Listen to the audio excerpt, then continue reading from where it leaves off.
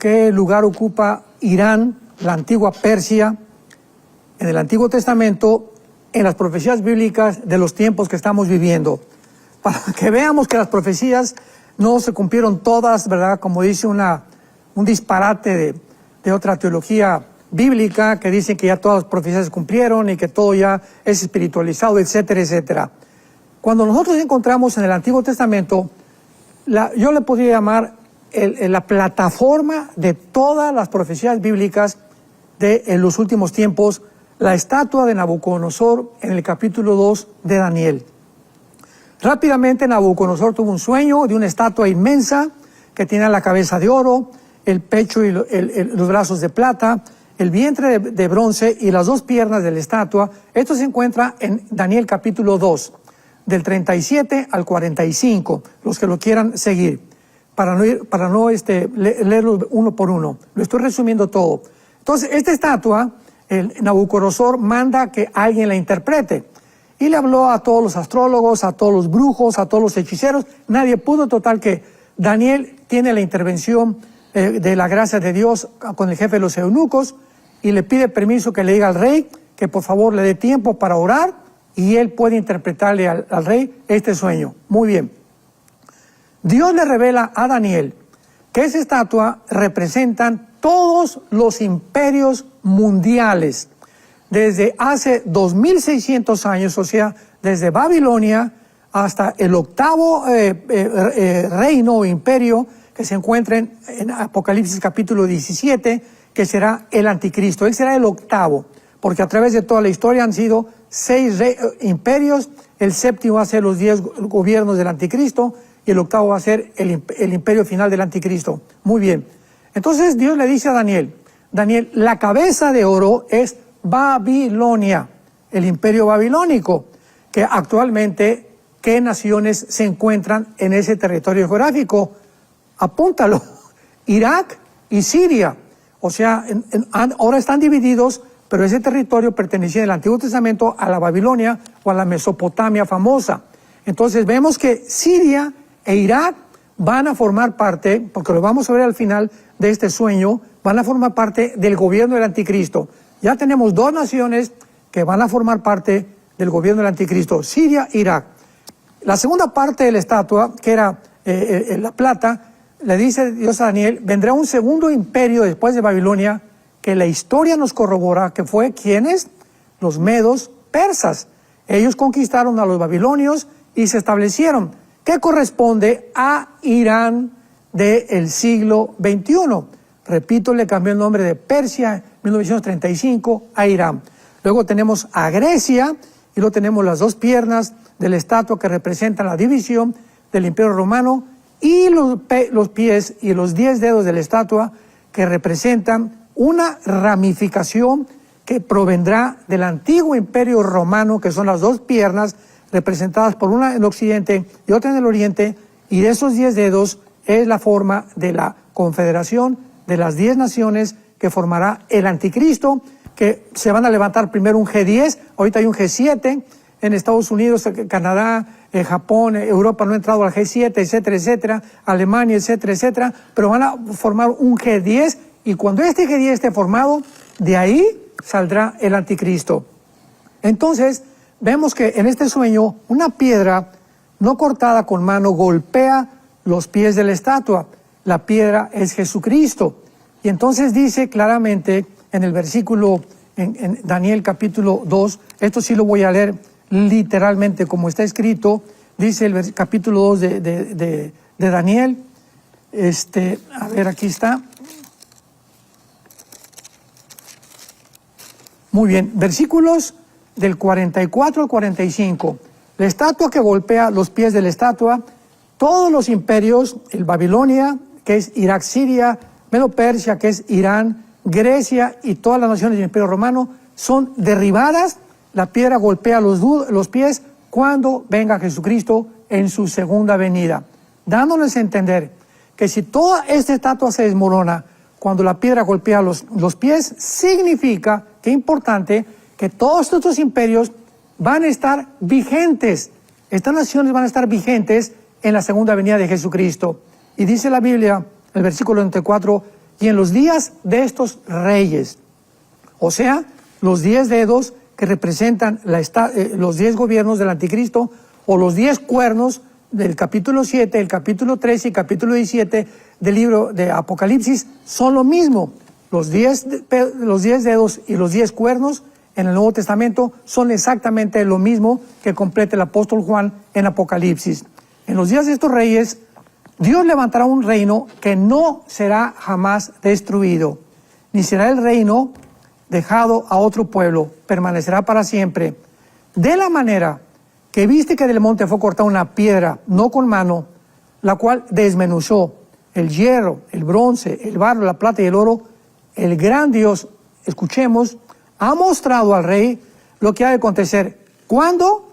En lo porvenir, que dice en el hebreo, ¿verdad? Ashar Asharit, y el sueño es verdadero y fiel su interpretación. Aquí nos muestra claramente la Biblia que Irán va a formar parte del gobierno final del anticristo. Y lo queremos corroborar en Apocalipsis capítulo 13, en la bestia que sale del mar y que el apóstol Juan describe con 7 cabezas, 10 cuernos y sobre sus cabezas un hombre blasfemo. Apocalipsis 13, versículo 2. Y la bestia que has visto es semejante a un leopardo. El leopardo, en Daniel capítulo 7, representa a el imperio griego. O sea, todo el cuerpo de la bestia, o sea, va a formar parte de las antiguas naciones que formaron en la división de la muerte de Alejandro el Magno, el imperio griego. Alejandro el Magno muere y se divide el imperio griego en Egipto, en Siria, en Turquía y en Macedonia. Estas 4 naciones van a estar vigentes, unidas también al anticristo. Entonces ya tenemos Siria, tenemos Irak y tenemos a Turquía. Claramente a Egipto dice a Daniel 11, 40 al 45 que va a ser destruido por el anticristo. Se va a enojar por alguna razón contra Egipto, pero va a dejar formar parte del gobierno del anticristo Egipto. Pero ya tenemos estas naciones muy claramente y sus pies como de oso. En Daniel 7, el oso representa, y no lo estoy interpretando yo, vea el capítulo 7 de Daniel, y ahí mismo dice al final quiénes son nuestros imperios. El oso representa a Irán, y la boca como de león, el león representa a Babilonia, o sea, a Irak. Juan, 600 años después que escribió Ezequiel, completa el cuadro, amplía el cuadro con más detalles para nosotros en el siglo XXI. Como dice Apocalipsis, dichosos y felices los que leen y entienden las palabras del libro del Apocalipsis, porque el tiempo está cerca. Así que esta es una explicación bíblica clara, ¿verdad? Indubitable, de una forma inequívoca, que Irán, pase lo que pase, va a sobrevivir. O se va a volver a armar, pero algo va a suceder. Irán no van a poderlo destruir, porque va a formar parte del imperio final del anticristo. Irán ha financiado desde que el 2005 del siglo XXI, finalmente decidieron de que Gaza fuera independiente, que Israel se saliera, y entonces le entregaron a un gobierno llamado Al-Fatah, al presidente Mahmoud Abbas, que todavía es el presidente de Gaza, el gobierno de Gaza.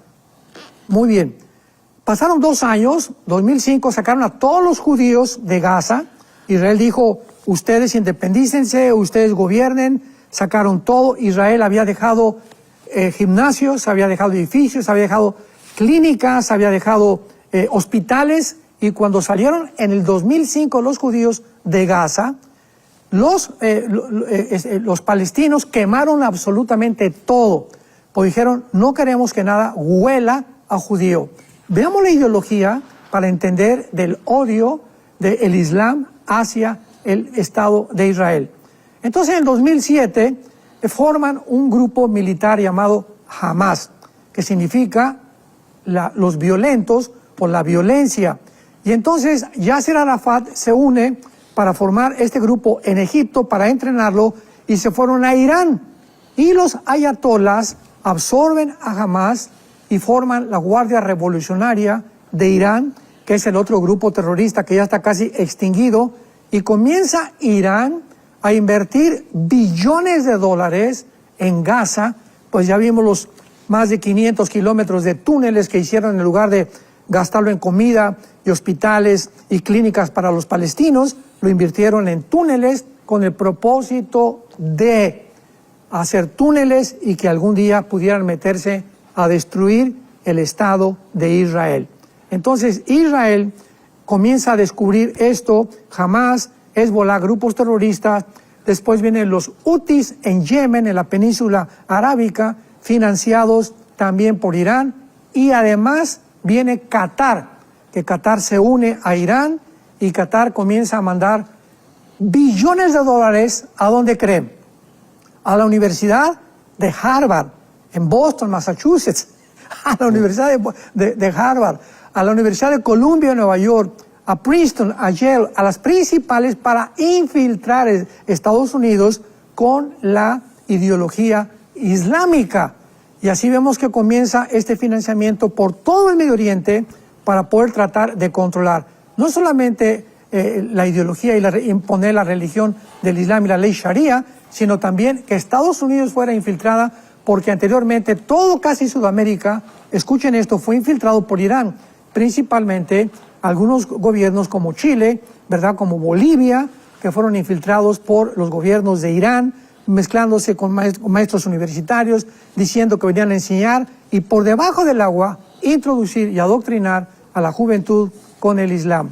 Así que Irán es realmente una amenaza mundial que tenían que, de alguna forma, impedir que terminara la fabricación de las bombas atómicas.